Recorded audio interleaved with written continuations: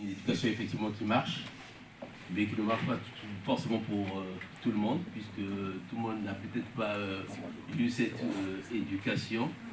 Et vous savez que quand c'est un peu trop strict, des fois, c'est aussi répréhensible au niveau de la loi, où il y a des choses qu'il ne faut pas toujours faire, et c'est pas toujours évident.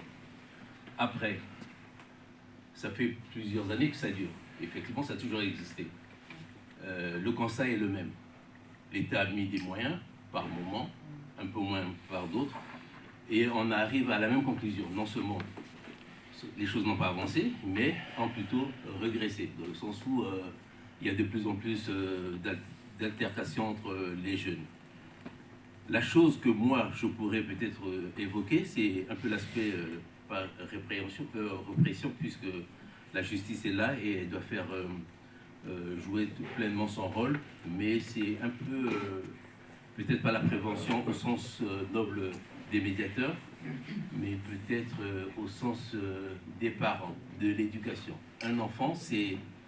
Nos enfants ne rêvent plus. Il fut un temps, quand on est petit, normalement on rêve.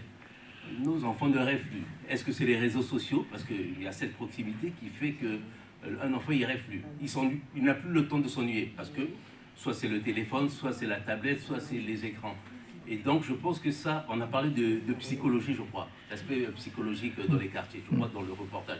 Et je pense que c'est un élément très important, parce qu'on a des enfants qui ne rêvent plus, qui sont un petit peu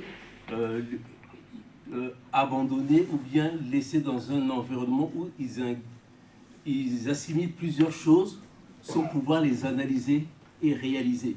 Parce que on parle de violence, mais c'est de plus en plus tôt, hein. C'est plus les jeunes de 17-18 ans, c'est ceux de 12-13 ans.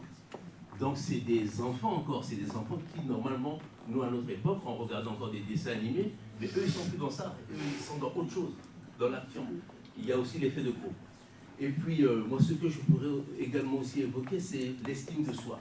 On a des enfants qui souffrent, peu importe les quartiers, hein, qui souffrent aussi d'un problème d'estime de soi.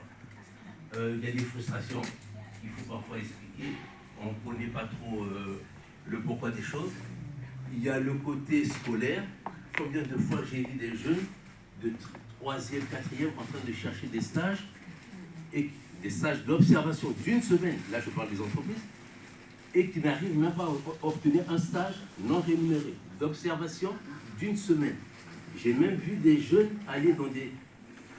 C'est pas que je suis contre, mais dans des kebabs pour trouver un stage d'observation d'une semaine.